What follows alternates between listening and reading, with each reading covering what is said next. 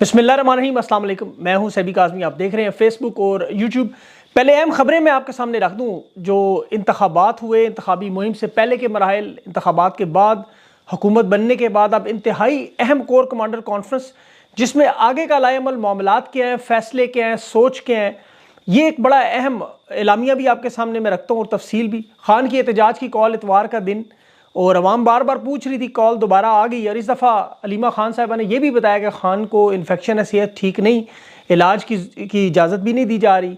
तो अब इतवार का एहतजाज और लाजमी हो गया और अली अमीन गंडापुर इस एहतजाज की क़यादत भी करेंगे। और बड़े अहम मामलात हैं। अहमद वली खान ने आर्मी चीफ के दौरे अमरीका की वजाहत भी मांग ली, 7 दिन की तफसील के वहाँ क्या डिस्कस हुआ और फिर इलेक्शन क्यों करवाएगी, ये भी बड़ा अहम मामला है। साइफर केस में खान की सज़ा जल्द ख़त्म होने का इम्कान। सिंध हाई कोर्ट ने सोशल मीडिया ऐप्स बंद करने का बड़ा अहम मामला वो भी उठा दिया। इलेक्शन कमीशन ने आज फॉर्म 45 अपलोड करके एक नया पंडोरा बॉक्स खोल दिया। धांधली के सारे ब्लेंडर सामने आ गए। अब वकला घसीट घसीट कर इन तारीखी ब्लेंडर पर, जो पाकिस्तान की इंशाल्लाह तारीख में याद रहेंगे।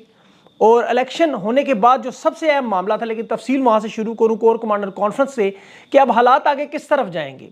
तो साफ जवाब तो यह है, कोई नरमी, कोई लचक, कोई मुफाहमत, कोई रास्ता, कोई डील, इस पे बात नहीं होगी। ये जो आलामिया सामने आया कोर कमांडर कॉन्फ्रेंस के बाद, इसकी मैं पहले थोड़ी सी तफसील आपको बता दूँ। शोहदा को खराज तहसीन पेश किया गया। दहशत गर्दों को, उनके सहूलतकारों की मदद करने का भरपूर ताकत से जवाब। हिंदुस्तान, कश्मीर, फ़लस्तीन पर वही बात आप पहले भी काफ़ी दफ़ा सुन चुके हैं। कोर कमांडर कॉन्फ्रेंस में इत्मीनान का इजहार किया गया। जमहूरी तरीके से अमन के ज़रिए मरकज़ और सूबों को ताकत और इक़्तिदार सौंप दिया गया। अब उम्मीद की जा रही है कि सियासी और माशी इस्तेहकाम और अमन आएगा, पाकिस्तान के लोग खुशहाल होंगे और मुल्की मईशत उठाई जाएगी। ये मैं आगे चल के आपको बताता हूँ, ये बड़ा अहम मामला है। 9 में ये बता दोहराया गया दोबारा कि मनसूबा साज, इश्तियाल दिलाने वाले, हौसला अफजाई करने वाले, शोहदा की यादगारों की बेहुरमती करने वाले, तनसीबात पर हमला करने वालों को आइन के तहत इंसाफ के कटहरे में लाया जाएगा। और यह भी कहा गया कि इंतखाबी अमल में फ़ौज का कोई किरदार नहीं था। कुछ सियासी नासर है, मीडिया, सोशल मीडिया, कुछ लोग इल्ज़ामात लगा रहे, काबिल मुज़म्मत है, ये बात भी की गई। माशरे में मायूसी और तकसीम की खबरों पर भी तशवीश। अब ये आलामिया जो मैंने आपके सामने रखा है, इसकी बुनियाद पर अगर आप नतीजा निकालें तो सीधी सी बात है, तहरीक इंसाफ को कालअदम करार करने की साजिश भी होगी और हालात ठीक नहीं होंगे। तहरीक इंसाफ के रहनुमाओं के पास अब मौका है कि वो बता दे तारीख की किस सिमत में वो खड़े होंगे। मुफाहमत और डील का कोई रास्ता अगर उनके पास अब मौजूद नहीं है, अवाम का एहतजाज और अमरीका के इलेक्शन का इंतजार, असम्बलियों में हुकूमत को टफ टाइम देना और KP में अवाम की खिदमत करना, अपने मैंडेट की वापसी तक लड़ाई लड़ना, खान की रिहाई करवाना, यही अब इनका एजेंडा हो सकता है। अब किसी रहनुमा की ज़ाती राय चाहे कुछ भी हो, KP से, पंजाब से, सिंध से, जहाँ से मर्जी, वो अपनी ज़ाती राय ज़रूर रखें, लेकिन ये बात आपको बता दी गई कि अब आपके साथ बात नहीं होगी। ये पहले आपको सहाफ़ियों के ज़रिए, वो जो मुनीब हैं, यासन अयूब वगैरह वगैरह, इनके ज़रिए आपको बताया गया था। लेकिन अब बिल्कुल वाज़ेह तौर पर यह बात हो चुकी है कि ये मामला लंबा चलेगा। तहरीक इंसाफ को अपने दुश्मन का दर्जा दे दिया गया है, खान को वाज़ेह तौर पर दुश्मन बना गया। हालांकि हालात जो है, खान कितना ज़रूरी है इनके लिए, सब के लिए मैं आपको तफसील बताता हूँ आगे चल के। और ये मामला ठीक कैसे होंगे, क्योंकि सिर्फ मैंने आपको ये मसला बताया, इसका हल भी मैं आपके सामने रखता हूँ जो हो सकता है, होना चाहिए। सबसे अभी जो अहम मामला पीर पगाड़ा, फजल रहमान साहब हैं, महमूद खान अचकज़ई हैं, अख्तर मेंगल हैं, अहमद वली खान है, इन्होंने ये जो अफसरान पर रिश्वत लेकर सीटें बेचने के इल्ज़ामात लगाए, उस पर कोई तफ्तीश हुई, ये मामला भी होना चाहिए था। ये बड़े संगीन इल्ज़ाम इन्होंने लगाए। ये 5 लोग या तो झूठ बोल रहे हैं, इनके खिलाफ कार्रवाई करें, अगर सच बोल रहे हैं तो फिर उन अफसरान के खिलाफ कोर्ट मार्शल होना चाहिए। अब 9 मई के बयानिए पर मौलाना फजल रहमान इत्तेहादी थे, PDM 1 में हिस्सा थे, आपको याद होगा, खुलकर कह रहे हैं कि बयानिया झूठ है। अवाम ने 8 फरवरी को जवाब दे दिया। अब ये PDM में लाए गए लोगों से ज़रूर पूछगछ होनी चाहिए कि आपने किस बात पे बुनियाद पे से झूठा करार दिया, क्योंकि 9 मई के बयानिए के मामले में दुनिया सारी जानते हैं। जिस तरह अमेरिका में भी कैपिटल हिल का फैसला आया, वहाँ पर भी आपको पता है यही तकरीबन मामला थे, लेकिन वहाँ अदालतें आज़ाद थी, यहाँ अदालतें आज़ाद नहीं है।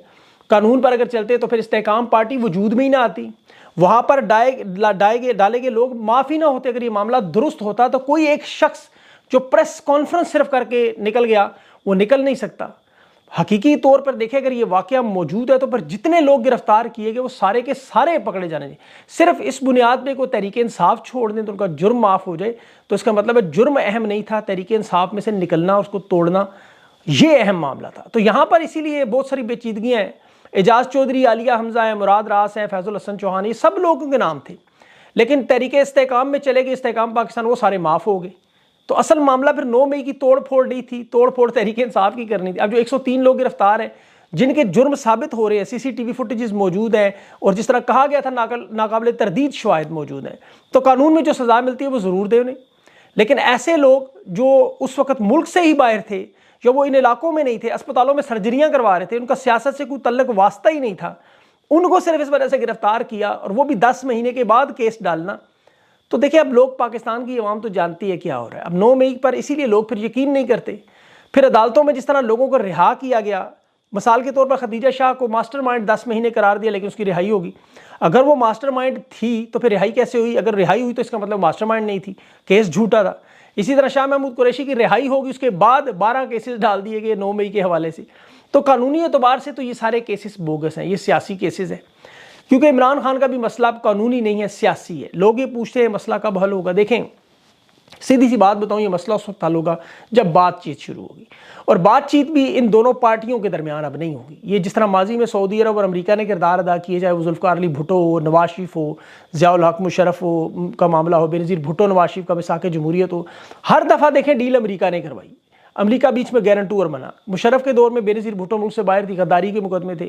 इसके नवाज शरीफ को आपको 10 साल के लिए सियासत से खुद लिख के दे के मुआहदा करके डील करके गया, मैं नहीं आऊँगा, छोड़ गया हूँ सियासत। लेकिन फिर अमरीकी वज़ीर ख़ारजा कोंडालीसा राइस के साथ बैठ के इन्होंने मिसाक़ जमहूरियत किया और मुशर्रफ को इक़्तिदार से निकाला।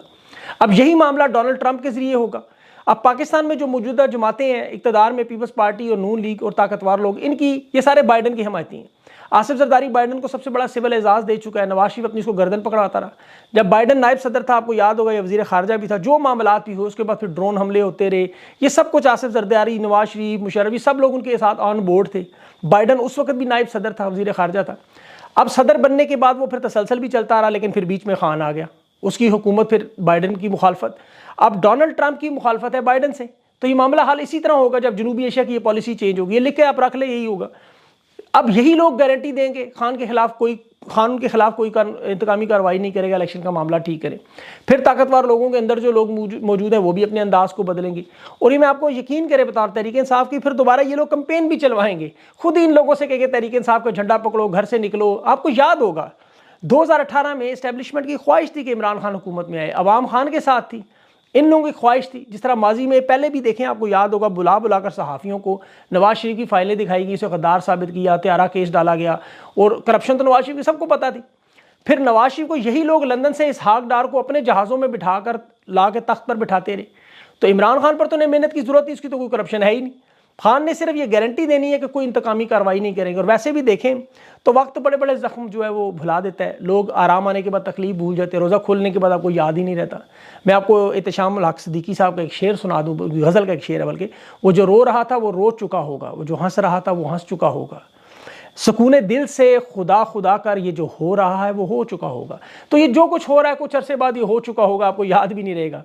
याद रखें, खान वो वाहिद शख्स है जो इदारों और अवाम के दरमियान इस खलीज को पुर कर सकता है। नफ़रतों की हद तक जो मामला जा सकता है, खान एक वाहिद शख्स है जो इनके दिलों से अवाम के कदूरतें निकाल सकता है। ये गिले शिकवे, नफ़रतें, हकीकारतें, ये सब ख़त्म हो सकती हैं, और ये करने वाला सिर्फ खान है।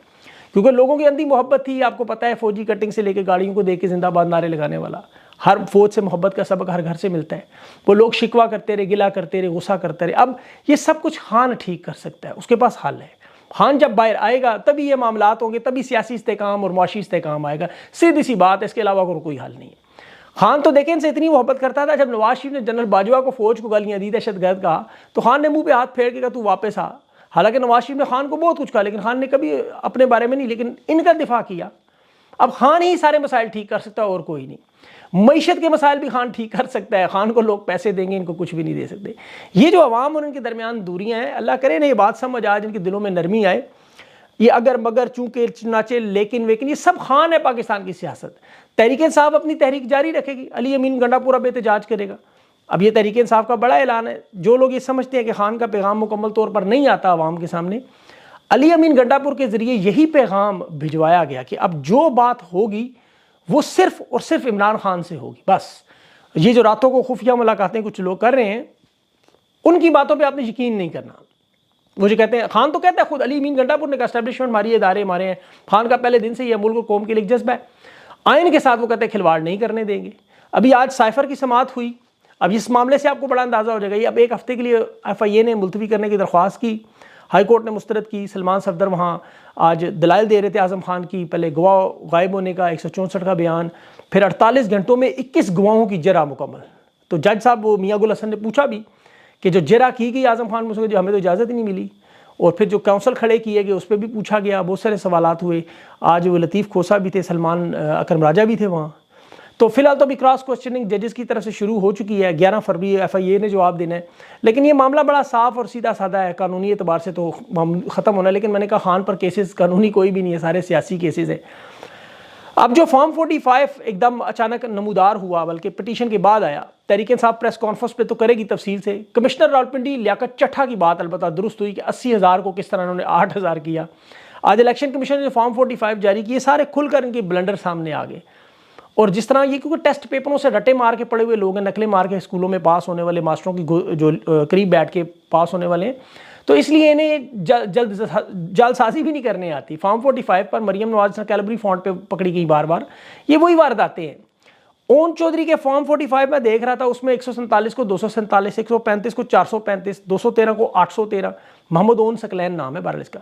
एक छोटा सा बच्चा भी बता सकता है कि किस तरह पेन के साथ रगड़ के इन्होंने ये नकल करने के लिए 21 दिन लगा दिए, और ऊपर पेन फेरते रहे उसके मतलब इतनी प्रिंटिंग प्रेस में एक तो नए बैलेट पेपर भी छापते रहे ताकि थैले भर के वो लग से। अभी उनके सहाफ़ी ये कह रहा था कि थैले खोल के देख लो, उसे पता है इन फॉर्म्स के साथ थैले लगे हुए हैं।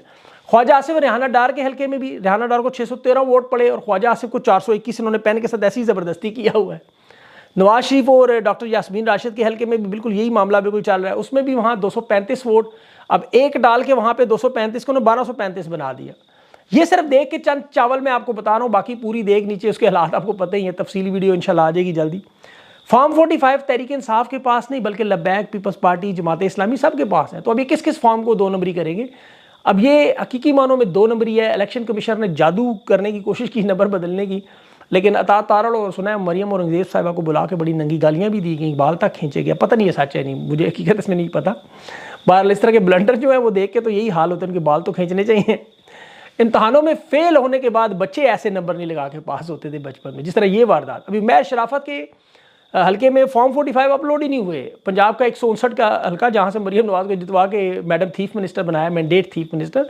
किसी को मिले वो फॉर्म 45 तो मुझे भी भेजे, मतलब अभी तक तो नज़र नहीं आ रही कितना टाइम लग गया उस पर। अब ये 40 से 50 साल सियासत करने वाले जो इलेक्शन इनको जितवाया गया ज़बरदस्ती, ये अपनी सारी ज़िंदगी की सियासत हार चुके हैं। यकीन करें, पाकिस्तान में देखें गरीब अमीर हो, सबसे कीमती दौलत इज्जत है। 8 फरवरी को इलेक्शन में हार मान जाते, इज्जत बचा लेते। आज हजाम की दुकान से लेकर नान भाई की दुकान तक सब इन्हें माँ बहन की गालियाँ दे रहे हैं। इन्होंने जो कालक अपने मुंह में मली, दुनिया में अब कोई फेस वॉश ऐसा नहीं, कोई साबुन, कोई केमिकल नहीं जो इस गलाजत को अब धो सकेगा। एक तरफ नून लीग खुद कहती रही PDM की पहली हुकूमत संभालते ही कि हमने अपनी सियासत की कुर्बानी दे दी पाकिस्तान की खातिर। आपको याद होगा उनका बयानिया था, जी खान ने तबाह कर दिया, हम मुल्क बचाने आए हैं, हम से अपनी सियासत की कुर्बानी दे चुके हैं। मतलब ये तस्लीम कर रहे थे कि इनकी सियासत की कुर्बानी होगी, ये अवाम में फारिग हो चुके हैं। अब इनसे पता पूछे फारग सियासत जीत कैसे गई? जाली मौक़िफ़ भी देखें इनका, वो तबाह बर्बाद ऐसे ही हुआ। महंगाई, मईशत की तबाही इन्होंने की, अपने केसेस माफ़ कराए, अवाम इनकी वैसी मुखालिफ होगी, नफरत करने लगे थे। इन्होंने फिर ये बातें शुरू कर दी, आपको याद होगा। सच होता तो कहते हम अवाम में जाएंगे, वहाँ जीत के आएंगे, लेकिन ये खुद तस्लीम करते रहे हमारी सियासत ख़त्म होगी। वो ख़त्म सियासत वाला इलेक्शन कैसे जीत सकता है? अब तहरीक इंसाफ तो ज़ाहिर है ये केस अदालतों में लड़ेगी, इनके वकला काजी फायज साहब को दिखाएंगे। काजी साहब का एक बड़ा मुनफरद रिकॉर्ड है, इलेक्शन कमीशन के खिलाफ जितने फैसले आए हैं, जितने फैसले, इन्होंने तमाम फैसले इलेक्शन कमीशन के हक़ में दिए। अब उनकी स्टेटमेंट आ रही है कि इलेक्शन कमीशन एक आइनी इदारा, इसका एहतराम करें।